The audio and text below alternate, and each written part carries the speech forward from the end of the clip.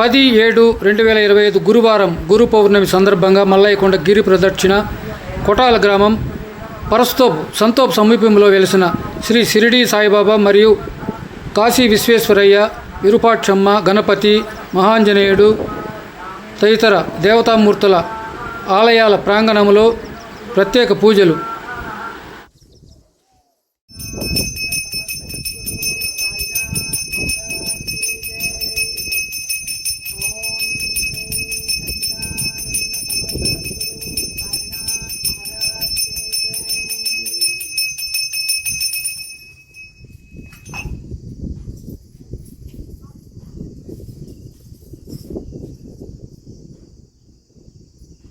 ఇక్కడే పెడతాను పక్క